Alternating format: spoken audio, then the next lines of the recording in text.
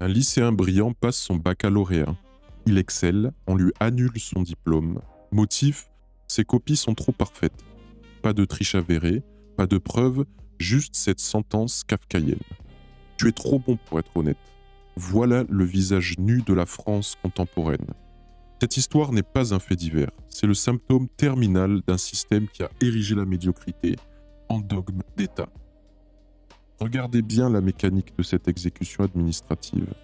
Un correcteur convoque l'élève, 20 minutes d'interrogatoire oral. Le gamin répond parfaitement à toutes les questions. Le verdict tombe quand même.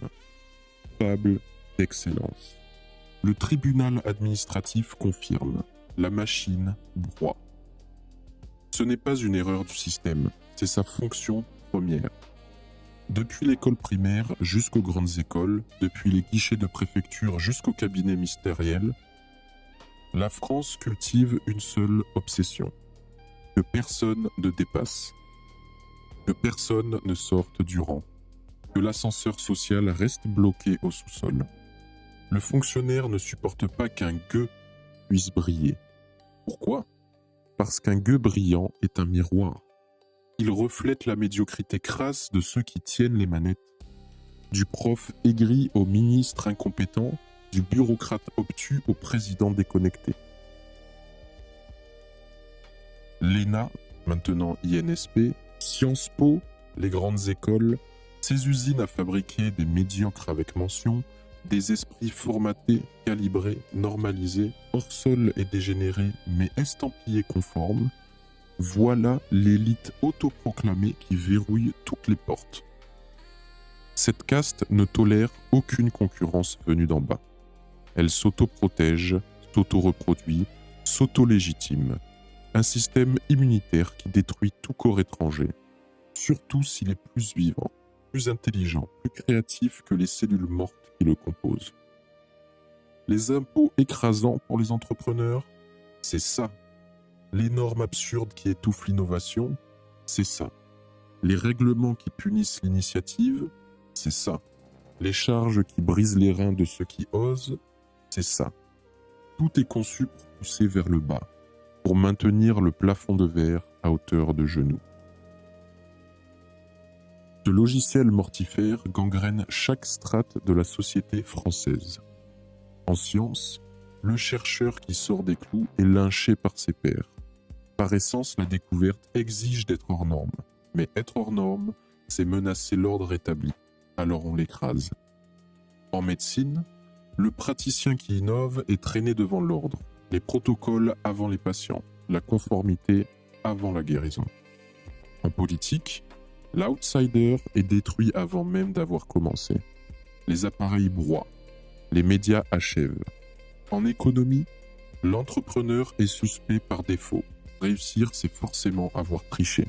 Gagner de l'argent, c'est forcément être un salaud. Partout, à tous les niveaux, le même programme tourne en boucle. Niveler, aplatir, uniformiser, castrer. Imaginez l'impact psychologique. Vous êtes ce lycéen, vous avez travaillé, vous avez excellé, on vous punit pour votre excellence. Quel message recevez-vous ? Ne fais jamais d'efforts, ne sors jamais du lot, reste dans le troupeau. La médiocrité est ta seule protection. Et les autres élèves qui assistent à cette exécution publique, ils comprennent la leçon. L'excellence est dangereuse, l'ambition est suspecte. Le travail ne paie pas, mieux vaut se fondre dans la masse grise. C'est comme ça qu'on fabrique une génération d'abattus, des jeunes sans ambition, sans espoir, sans horizon, des zombies résignés qui ont intégré que leur pays les punira s'ils osent rêver trop grand. Certains fuiront, fuite des cerveaux. Les meilleurs partiront construire ailleurs ce qu'on leur interdit de bâtir ici. D'autres se briseront. Dépression, cynisme, rage impuissante contre un système qui les broie méthodiquement. Les derniers s'adapteront. Ils apprendront à faire semblant d'être médiocres, à cacher leur intelligence, à jouer les imbéciles pour survivre. Ce fait divers en croirait une page arrachée à Kafka ou Orwell.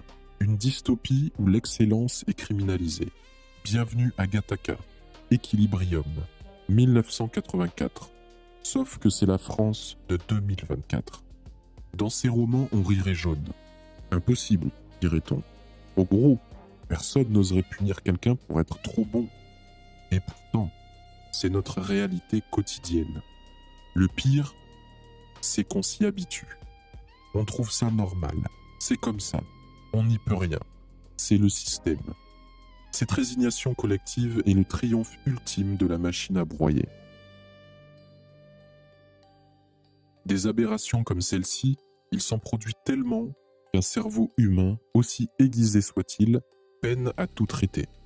C'est une stratégie, submergée sous l'absurde jusqu'à l'anesthésie générale. Un jour, c'est un lycéen puni pour son excellence. Le lendemain, c'est un entrepreneur ruiné par l'administration. Le surlendemain, c'est un médecin sanctionné pour avoir soigné. Puis un professeur viré pour avoir enseigné.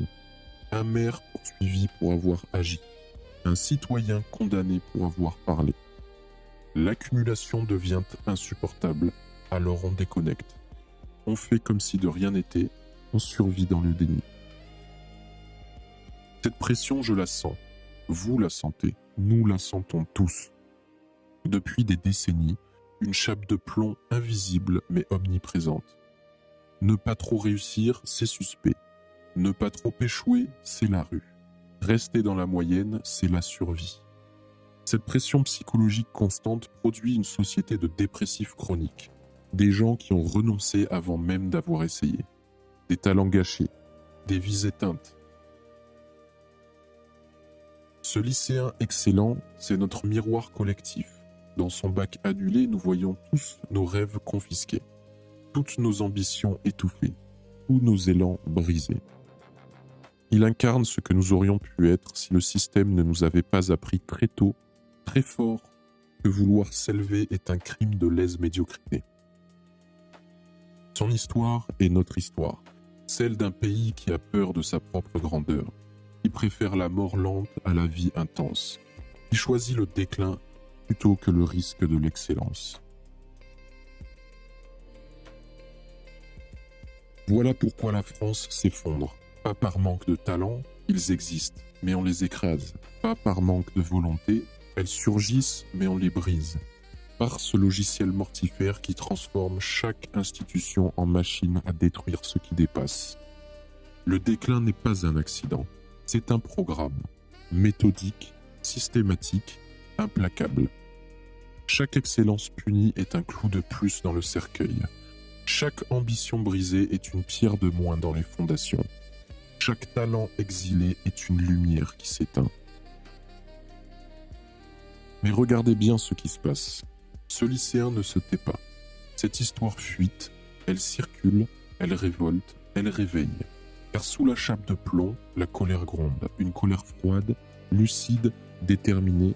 La colère de tous ceux qu'on a voulu maintenir à genoux, mais qui refusent de plier. Nous sommes des millions à avoir subi cette castration symbolique. Des millions à porter les cicatrices de ce système. Des millions à savoir, dans notre chair, que quelque chose est pourri au royaume de France. Cette colère, c'est notre carburant. Cette lucidité, c'est notre arme. Cette conscience, c'est notre espoir. Alors nous avons un choix. Accepter, se coucher, faire le mort, jouer le jeu de la médiocrité généralisée, survivre en rampant, ou refuser, se lever, vivre debout, créer nos propres règles, bâtir en dehors du système ce qu'il nous interdit de construire dedans. L'excellence, ils veulent la tuer, nous la cultiverons dans l'ombre. L'intelligence, ils veulent l'étouffer, nous la ferons circuler sous le manteau.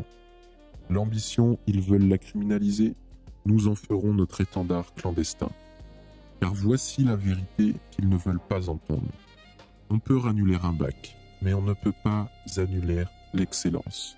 On peut punir le brillant, mais on ne peut pas éteindre la lumière. On peut briser des individus, mais on ne peut pas tuer l'aspiration humaine à la grandeur. Ce lycéen sanctionné pour son excellence, c'est Galilée condamné pour avoir dit que la Terre tourne.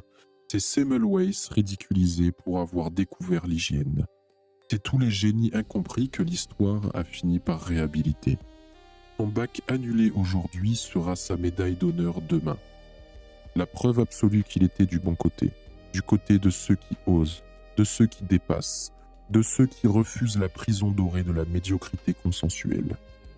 Un jour, bientôt peut-être, ce système s'effondrera sous le poids de ses propres contradictions. Ce jour-là, nous nous souviendrons.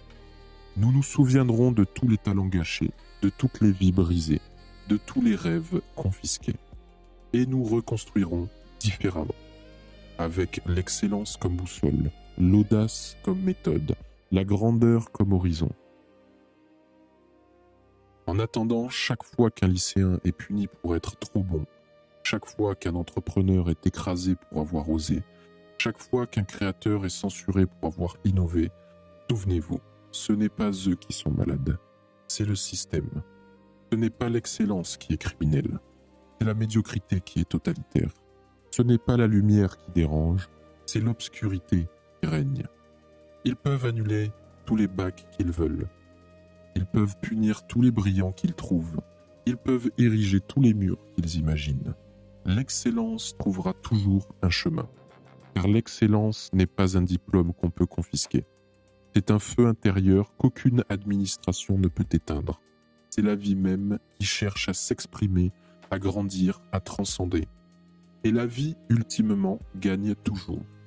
Même en France, surtout en France, malgré la France. Ce lycéen au bac annulé n'est pas une victime, c'est un symbole. Le symbole de notre résistance silencieuse mais inexorable à la tyrannie de la médiocrité. Son excellence niée aujourd'hui prépare notre renaissance collective demain. La France a guillotiné ses rois. Aujourd'hui, elle guillotine ses talents. Mais l'histoire nous enseigne une vérité implacable. Les peuples qui tuent leurs élites finissent toujours par mourir de leurs propres mains.